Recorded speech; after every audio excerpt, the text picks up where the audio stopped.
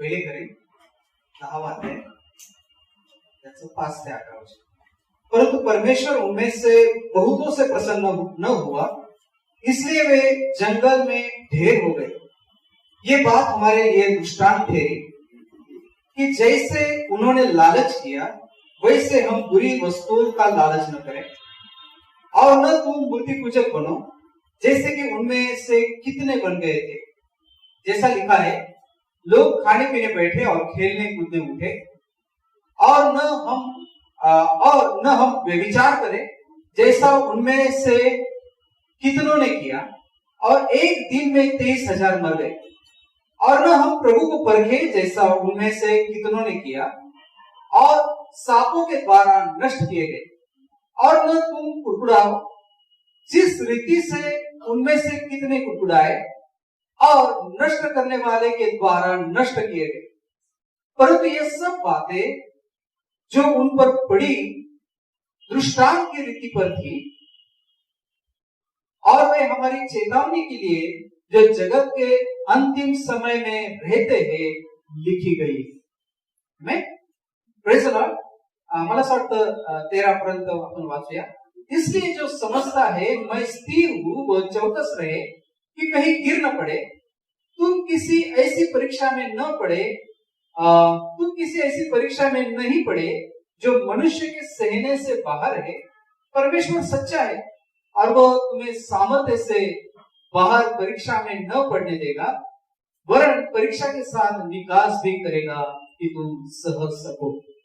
मला सांगतो या ठिकाणी आम्हाला बघायला मिळतं की परमेश्वर त्याच्या वचनाच्या द्वारे इस्रायल लोक ज्यांनी अपराध केले, पाप केले, देवाच्या विरुद्ध ते वागले, आणि त्यांच्या बाबतीत 5 अशा गोष्टी की ज्या इस्रायल लोकांनी पाप करून स्वतःवर श्राप त्यांनी ओढून घेतले। आणि वचन सांगतं हे नवीन करारामध्ये आमच्या स्वतःच्या ख्रिस्ती लोकांच्या कशासाठी देण्यात आलेले आहे। वचन सांगतं हमारे किसलिए दिया गया है, 11 वचन। परंतु यह सब बातें जो उन पर पड़ी दृष्टांत की रीति पर थी, और वे हमारी चेतावनी के लिए जो जगत के अंतिम समय में रहते हैं लिखी गई। आम्ही जे जगाच्या शेवटच्या घटकेमध्ये शेवटच्या काळामध्ये राहत आहोत ते आमच्यासाठी, मराठीमध्ये काय सांगितलंय की आमच्यासाठी कशासाठी लिहिले, बोधासाठी है ना, दृष्टांत रूप बोधासाठी ते आमच्यासाठी। ह्या ठिकाणी आम्हाला हिंदीमध्ये सांगितलं की चेतावनी के लिए लिखी गई। चेतावनी काय असते, वॉर्निंग, सूचना। तर लक्षात ठेवा की चेतावनी त्या ठिकाणी असते, सूचना असते, असं करू नका। आणि बायबल आम्हाला सांगतं की हे जे काही इस्रायल लोकांनी अपराध केले, पाप केले, देवाविरुद्ध ते वागले, आमच्यासाठी जे आम्ही काळाच्या शेवटच्या समयामध्ये राहत आहोत है ना, ते आमच्यासाठी एका सूचनेनुसार देण्यात आलेले, की सूचना म्हणून, चेतावणी म्हणून, वॉर्निंग म्हणून आम्हाला देण्यात आले। हालेलुया। जुना करार जो आहे, कधी कधी काही लोकांना जुना करार समजत नाही। आता जे स्टोरी टाईप लिहिलेलं आहे ते कळतं, पण बाकीच्या गोष्टी काही लोकांना नाही समजत। पण जुना करार जो आहे, काही लोकांना असं वाटतं जुना कराराचा काही गरज नाही है ना, तो कशाला पाहिजे, फक्त नवीन करारच वाचायचं। पण नाही, बायबल आम्हाला या ठिकाणी सांगत आहे की जुना करार कशासाठी देण्यात आलेला आहे, आमच्या चेतावणीसाठी दिलेला आहे। जुन्या करारामध्ये जे जे लोकांनी अपराध केले, पाप केले, चुका केल्या, तशा आम्ही करू नये। फक्त इस्रायल लोकांनीच नाही, अनेक लोक त्यांनी जे गुन्हा केले, अपराध केले, जे चुकीचे काम केले, आम्ही ते पाहावे, आम्ही ते वाचावे आणि आम्ही त्या गोष्टींपासून सावध राहावं। आम्ही तसं करू नये म्हणून आमच्यासाठी चेतावणी म्हणून, सूचना म्हणून ते लिहिण्यात आले। या ठिकाणी ह्या वचनामध्ये अतिशय स्पष्ट रीतीने जुना करार त्या ठिकाणी का देण्यात आलेला आहे, आमच्यासाठी तिथं लिहिण्यात आले। कधी कधी लोकांना कळत नाही की आता आपण नवीन करारामध्ये आहोत, मग तो का त्या ठिकाणी आहे, तो दृष्टांत रूप आहे आणि आमच्या कशासाठी आहे, जे काही आम्ही अंतिम समयामध्ये राहत आहोत, शेवटच्या काळामध्ये आम्ही जीवन जगत आहोत। प्रियांनो, हा काळ जो आहे शेवटचा काळ, कधी कोणत्या घटना घडतील काय होईल आम्हाला माहिती। दिवसेंदिवस वाईट आणि दुष्ट पिढी या जगामध्ये येत आहे। वाईट गोष्टी घडत आहेत. आणि म्हणून लक्षात ठेवा की आता आम्ही अपेक्षा करू शकत नाही हे सगळं पूर्ण चांगलं होईल. चांगले त्याच वेळेस होईल ज्यावेळेस लोक ख्रिस्ताकडे वळतील खऱ्या मनाने. आता तर असं झालेलं की ख्रिस्ती लोक पण डुप्लिकेट जीवन जगायला लागले. नाव ख्रिस्ती असतं किंवा ख्रिस्ताचं चर्चला जाता, परंतु चुकीच्या गोष्टी आहेत, खोटं बोलणं आहे, भांडणं करणं आहे, शिवीगाळ करणं आहे, व्यसन करणं आहे, सर्व वाईट गोष्टी हे भरले. अनेकदा जग मंडळीमध्ये आता घुसायला लागतं आणि फार दुःखाची गोष्ट. आणि म्हणून आम्ही जे देवाचे लोक आहोत, जे त्याच्या वचनाप्रमाणे आचरण करणारे आहोत, बायबल आम्हाला शिकवतं की आम्ही चौकस राहू, आम्ही सावधान राहू, आम्ही त्या सूचनेकडे, त्या गोष्टींकडे जे जुन्या करारामध्ये देण्यात आलेलं आहे त्या पाहाव्या आणि त्यांनी ज्या गोष्टी केल्या त्यापासून आम्ही दूर राहावं, अलिप्त राहावं आणि आमचा स्वतःचा बचाव आम्ही करून घ्यावा, कारण आम्ही शेवटच्या काळामध्ये जीवन जगत आहोत. कोणत्या कोणत्या गोष्टी आहेत? 5 गोष्टी या ठिकाणी देण्यात आलेल्या आहेत की इस्रायल लोकांनी केल्या. पहिली गोष्ट आम्ही पाहतो गणनाचं पुस्तक याचा 11वा अध्याय आणि जर 4 ते 15 वचन जर तुम्ही वाचले तर त्या ठिकाणी सांगितण्यात आलेलं आहे या लोकांना सर्व लालसा होती. कसल्या गोष्टीची लालसा? कांदे, लसूण, मासे, असं काय सांगितलेलं आहे? काकड्या. बघा, अहो स्वातंत्र्य त्यांना नको होतं. स्वातंत्र्यापेक्षा त्यांना काकडे महत्वाचे वाटले, कांदे महत्वाचे वाटले. प्रभू त्यांना गुलामगिरीतून बाहेर काढून आणलं. एक 430 वर्ष गुलामगिरीमध्ये ते होते, त्रासामध्ये होते, चापकाचे मार त्यांना खावं लागायचं. ज्याला पाहिजे शिपाई मारून टाकत असत, ज्याला पाहिजे त्याला ते त्या ठिकाणी शिक्षा देत असत, जेलमध्ये टाकत असत. जे काय अत्याचार त्यांना करता येईल ते त्यांच्यावर केलं जायचे, कारण गुलामांना स्वतःवर काही अधिकार नाही, ताबा नाही, त्यांच्या काही इच्छा नाही. सर्व काही त्यांच्या शरीरावर, देहावर त्यांच्या धन्याचा, मालकाचा ताबा, अधिकार. आणि म्हणून त्यांना स्वतंत्र इच्छा नाही, स्वतंत्र विचार नाही. जे काही त्यांच्याकडून करून घेतलं जायचं ते काम त्यांना करावं लागायचं, रागावं लागायचं अनेक तास. आणि एवढ्या भयानक पारतंत्र्यातून देवाने त्यांना सोडून आणलं. पण त्यांना चिंता कसली? काकड्याची, कांद्याची, लसणाची. कधी कधी हीच समस्या होते. अनेक लोक देवाकडे वळतात, पण ज्यावेळेस जगित गोष्टी येतात, अरे लोटाच्या बायकोचं उदाहरण, देव त्याच्या कुटुंबाला सोडून आणलं बाय, हात धरून ओढून आणणारे, बाबा निघा बाहेर, तुम्ही मराल इथं थांबा. पण सारं लक्ष माझी बकरी राहील, दार लकडी लावली का नाही, नळ बंद केला का नाही, अनेक गोष्टी.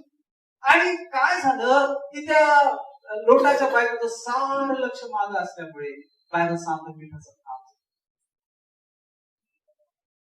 किती दुःखाची गोष्ट आहे की या जगातल्या गोष्टी मनुष्याला त्या ठिकाणी मागे खेचतात.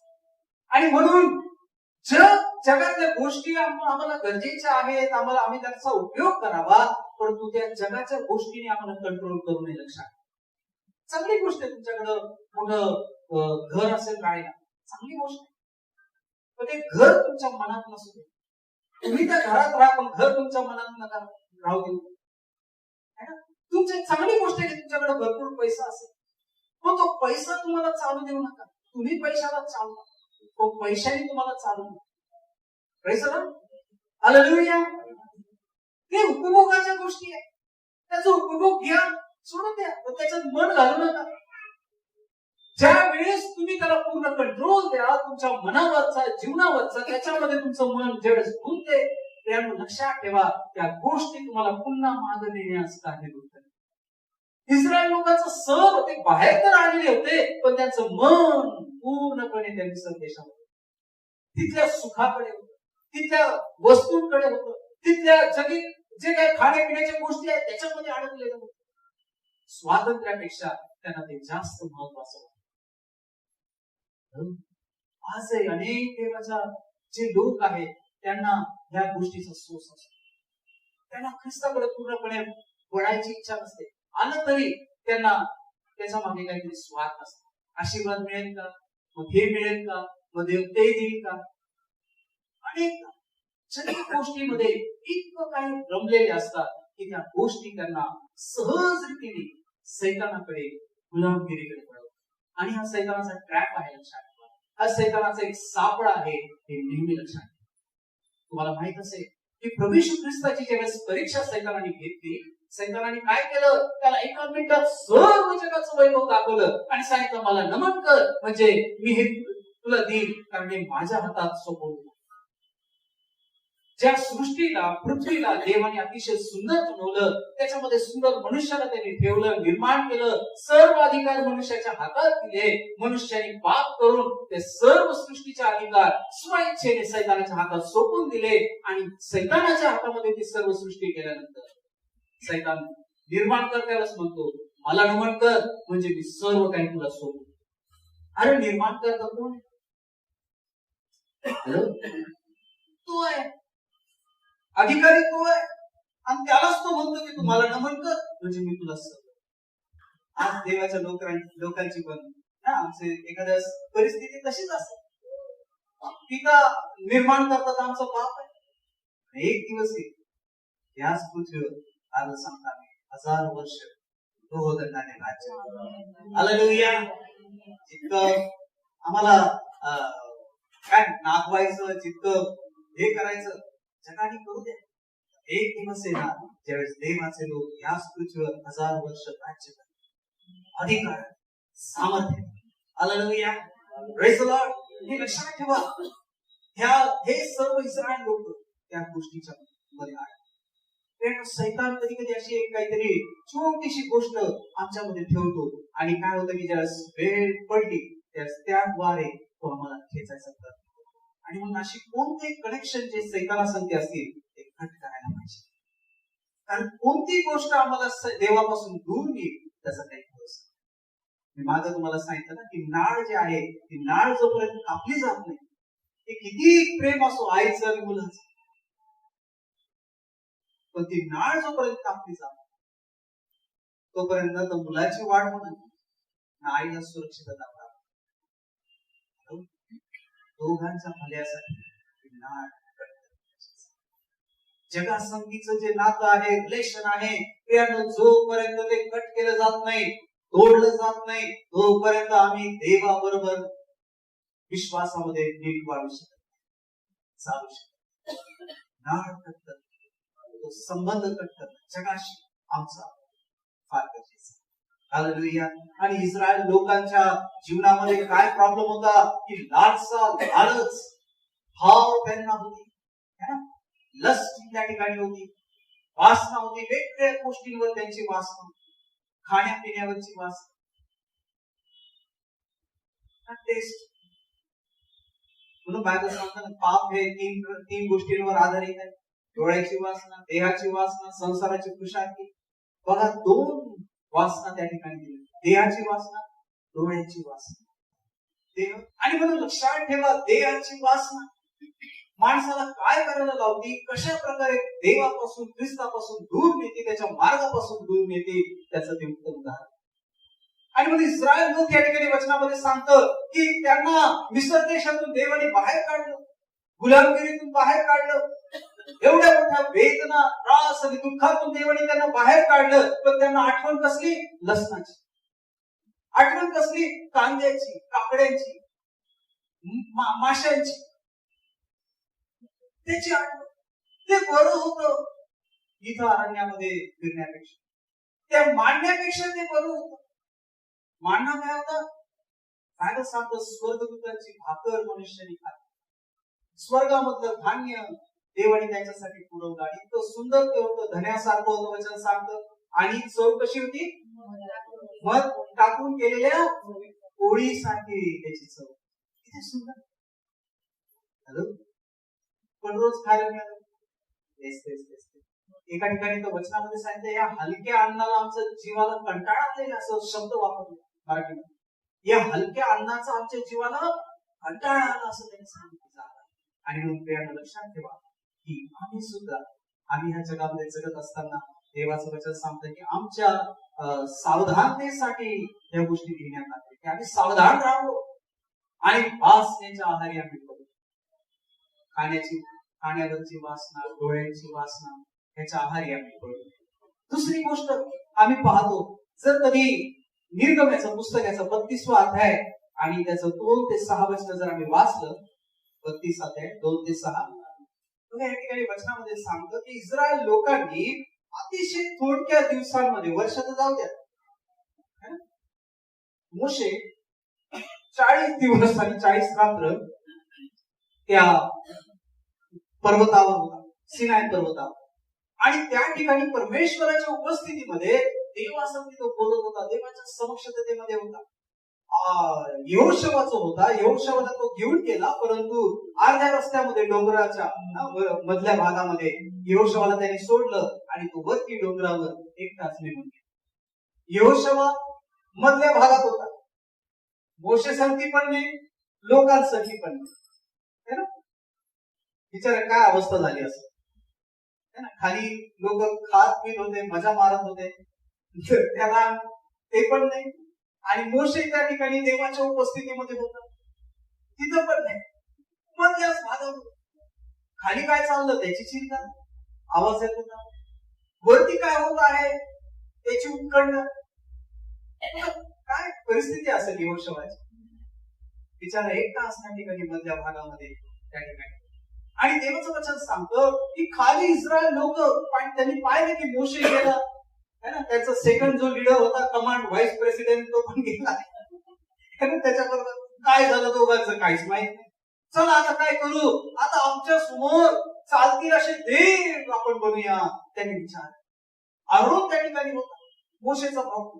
पण अहरोनाने काय केलं, लोकांना भडकू दिलं, त्यांना कंट्रोल केलं नाही, त्यांनी ताब्यामध्ये ठेवलं नाही, त्यांना निरंकुश होऊ दिलं. वचन सांग, खरं म्हटलं तर अहरोनाने त्या ठिकाणी त्यांना कंट्रोल करायला पाहिजे होता, अंकुश त्यांना ठेवायला पाहिजे होता, देवाविषयी त्यांना सांगून जागृत राहण्यासाठी त्यांना प्रयत्न करायला पाहिजे होता. पण त्यांनी कोणताच प्रयत्न केला नाही आणि इस्रायल लोकांच्या शब्दाला कोणी बळी पडला. आणि जसं त्यांनी सांगितलं की चला आपल्यासाठी आमच्या सोबत चालतील असे देव आपण बनूया, आणि अहरोनाने त्यांना करून दिलं. एवढंच केवळ नव्हे, लोकांकडून सगळं काही सोनं त्यांनी जमा केलं, अग्नीमध्ये टाकलं आणि एक वासरू त्यांनी तयार केलं, आणि तो म्हटला की हा पहा देव ज्याने तुम्हाला मिस्र देशात मूर्ती पूजा त्यांनी केली. देवाची जागा एका दुसऱ्या कोणत्या तरी गोष्टीला त्यांनी, जी निर्जीव आहे, ज्याच्यामध्ये प्राण नाही, ज्याला डोळे आहे पण पाहता येत नाही, कान आहे पण ऐकता येत नाही, पाय आहे पण चालता येत नाही, अशा एका मूर्तीला त्यांनी देवाची जागा. वचन सांगतं हे आमच्या सावधानतेसाठी, त्या गोष्टी आम्ही आठवा आणि ख्रिस्ती लोकांनी आपल्या जीवनामध्ये त्या गोष्टी घेतल्या.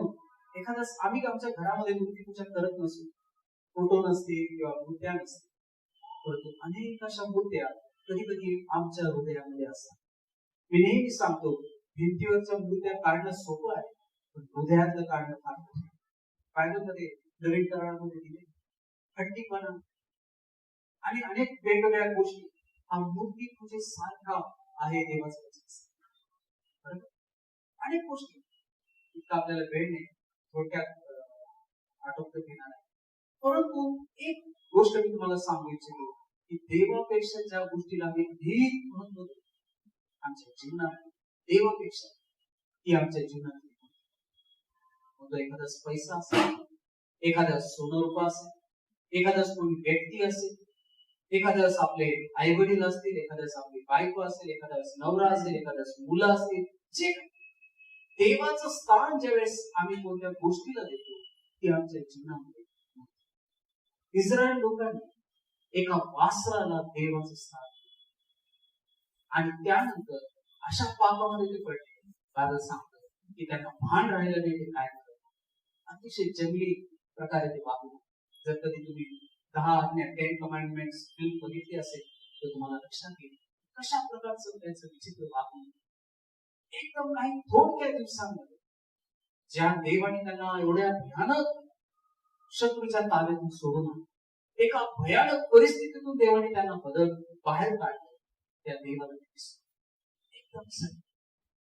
एकदम ज्यावेळेस आमच्या जीवनामध्ये देवाला सर्वोच्च स्थान नसतं, त्यावेळेस ती घटना, ती गोष्ट इतक्या झटकन आम्हाला देवापासून दूर नेते की आम्हाला समजत देखील. आणि म्हणून आमच्या जीवनामध्ये सर्वोच्च स्थान, आमच्या जीवनाचं सर्वोच्च स्थान प्रभू असतं. हालेलुया. त्याला आपल्या जीवनाचं सर्वोच्च स्थान आम्ही दिलं पाहिजे.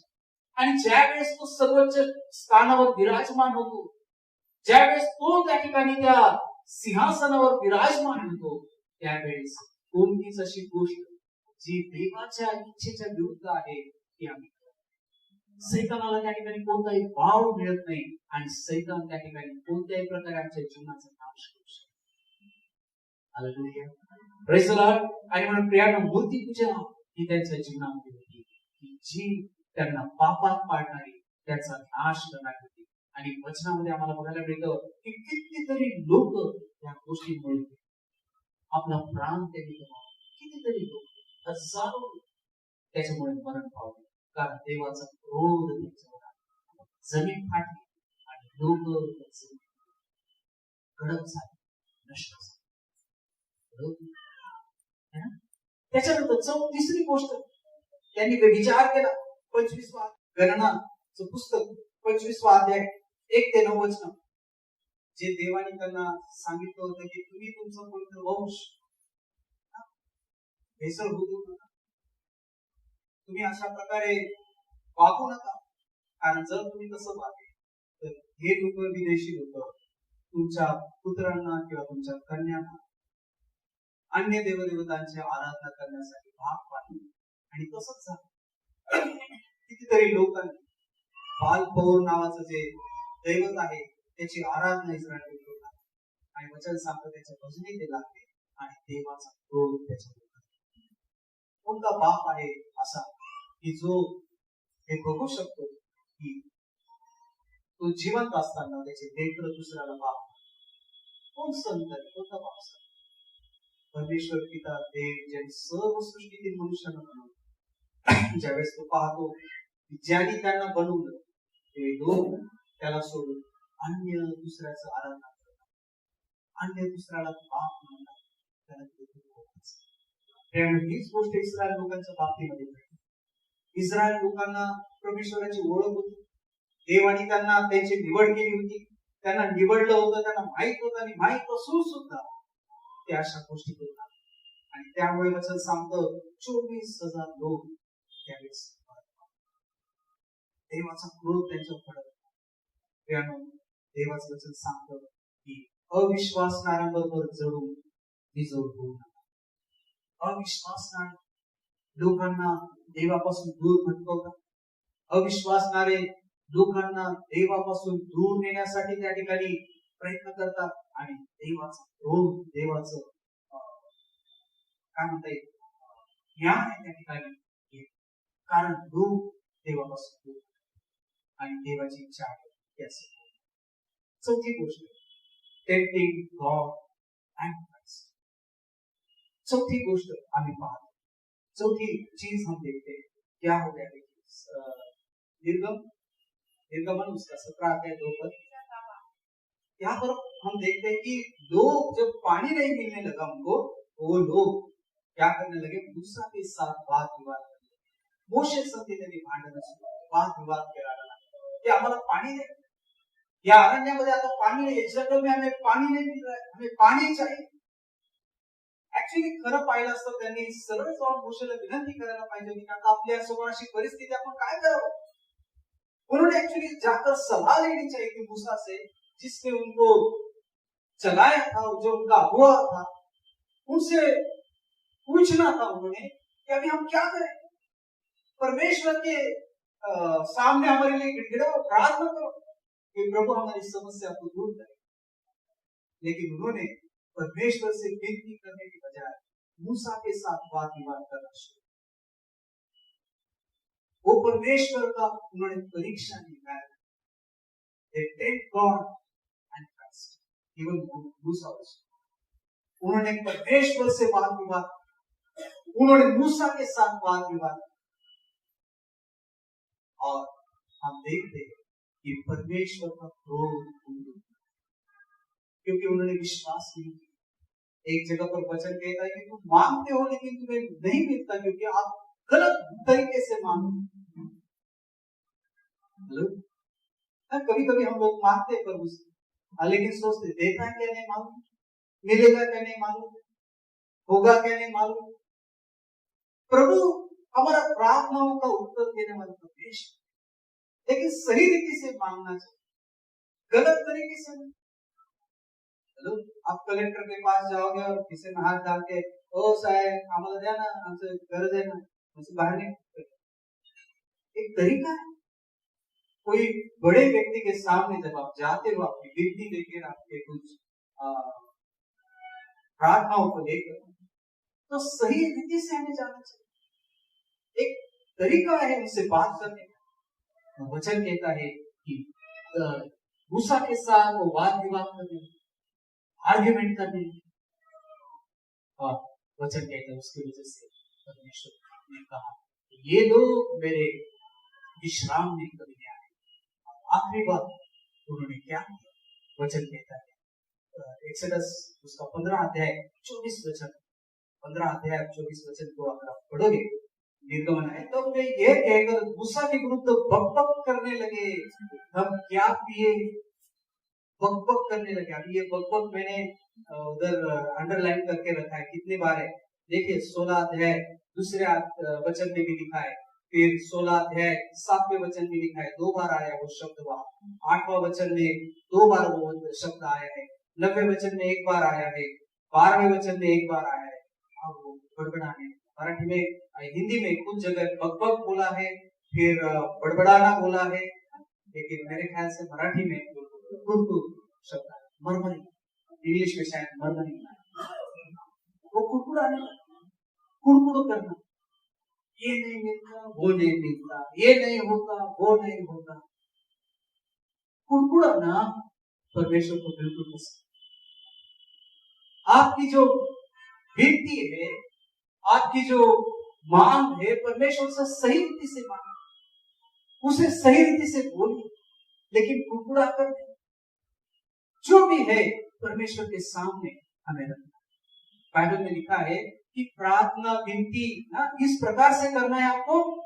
मराठी सांगितलं की आभार प्रदर्शनासह आपल्या सर्व विनंत्या परमेश्वर के एक थैंक्स गिविंग, धन्यवाद के साथ अपनी प्रार्थनाओं को, अपनी विनतियों को परमेश्वर के सामने, तो वो हमारी प्रार्थना। भले मैं तकलीफ से जा रहा हूं, लेकिन तू भी मेरे साथ है, मैं अकेला नहीं हूं, तकलीफ अकेला मैं परेशानी में नहीं हूं, क्योंकि तू भी मेरे साथ। Hallelujah, praise the lord. प्रभु हमें कभी अकेला नहीं छोड़ता। भले आप कठिन स्थिति से जाते हो, परेशानी से गुजरते हो, भले आपके घर में खाने के लिए कुछ है या नहीं है, फिर भी प्रभु आपके साथ। वो क्या सिर्फ अंबानी के शादी में नहीं जाएगा, वो आपके साथ। कितनी अच्छी बात है। प्रभु बड़े बड़े घर में सिर्फ नहीं जाता, वो गरीब के गरीब व्यक्ति के घर में उसके साथ रहता है, जो उससे बात करता है। Praise the Lord, hallelujah. जो उससे प्रेम करता है, प्रभु से कभी पूछो। ये 5 बातें हम देखते हैं इजराइल लोगों के बारे में। उनके जीवन में क्या थी? लालसा थी, वासना थी। दूसरे हम देखते हैं मूर्ति पूजा उन्होंने किया, व्यभिचार उन्होंने किया, परमेश्वर की परीक्षा उन्होंने ली, और 5वीं बात हम देखते हैं कि उन्होंने क्या किया, वो खुद। और ये 5 प्रकार के अपराध उन्होंने किए। और वचन में लिखा है, जैसा पहले कोरिन्थियों उसका 10वां अध्याय और 5 से 11 पद में हम एक चेतावनी के स्वरूप में हमारे लिए दिया कि हम सचेत रहे, हम जागरूक रहे, और जो गलत काम इजराइल लोगों ने किया, वो उस प्रकार के काम करना। उन्होंने जो गलतियां की, हम उसको न दोहराए। उन्होंने जो परमेश्वर की परीक्षा ली, हम परमेश्वर की परीक्षा न दें। अपने आशीष को परमेश्वर से प्राप्त करें। याद रखना, वो आशीष देने वाला परमेश्वर, उसको सिर्फ देना पता है, वो देकर नहीं किसी से। हालेलुया। वो सिर्फ देने वाला है, आशीष देने वाला है, चंगाई देने वाला है, जो कुछ भी अच्छी बात है वो देना चाहता है। वो लेने वाला नहीं, क्योंकि वो चोर नहीं। चोर आता है, वो चोरी, नाश और घात करने के लिए आता है, और वो चोर कौन है? शैतान है। वो हमारी आशीष को चुराता है, हमारी चंगाई को चुराता है, हमारी शांति को चुराता है, हमारे आनंद को चुराता है, हमारे नींद को चुराता है। जो कुछ भी, जो ब्लेसिंग्स परमेश्वर ने हमें दी है, शैतान चुरा कर लेके जाता है। अय्यूब को नहीं पता था, इसलिए उसने कहा परमेश्वराने दिलं, परमेश्वराने नेलं, धन्य त्याचे नाव। परमेश्वर ने नहीं दिया था, शैतान ने उससे छीन लिया। हाँ, लेकिन परमेश्वर उसको देनी पड़ी परमेश्वर से, तो वो कर सका।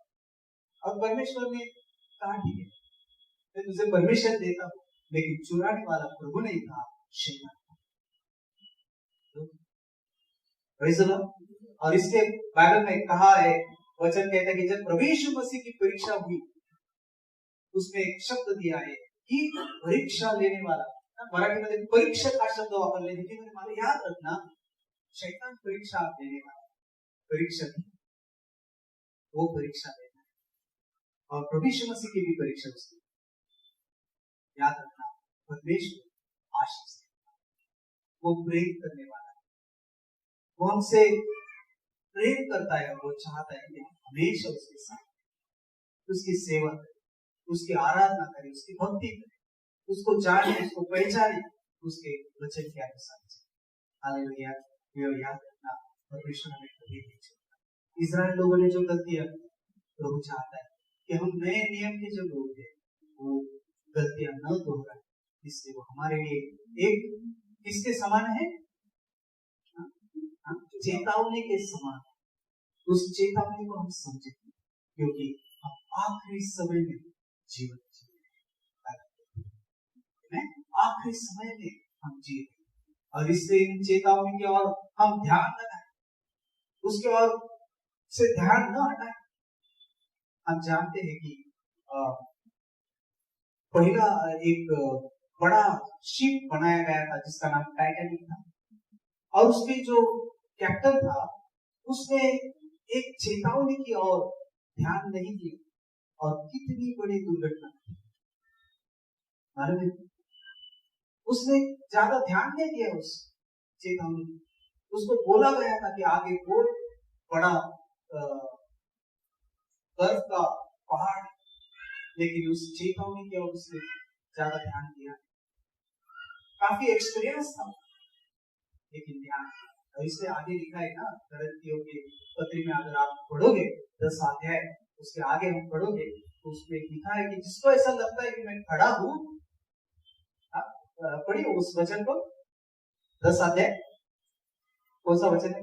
12-13, कौन सा वचन है? म्हणून आपण उभे आहो असे ज्याला वाटते त्याने पळू नये म्हणून सांभाळा। हिंदी में क्या किया है? इसलिए जो समझता है मैं स्थिर हूँ, इसलिए जो समझता है मैं स्थिर हूँ, वो चौकस रहे, वो चौकस रहे, कि कहीं गिरना पड़े, कि कहीं गिर न पड़े। शायद हमें लगता रहेगा कि अरे मैं तो चौकस हूँ, एकदम ठीक हूँ, सही रीति से खड़ा हूँ, सब कुछ अच्छा चल रहा है मेरा। लेकिन प्रभु कहता है कि चौकस रहो, कि जो गिरना पड़े, जो गिरना पड़े, जो कैसा है, स्थिर है ना, वो कहीं गिर न पड़े। हमें चौकस रहेंगे। हालेलुया।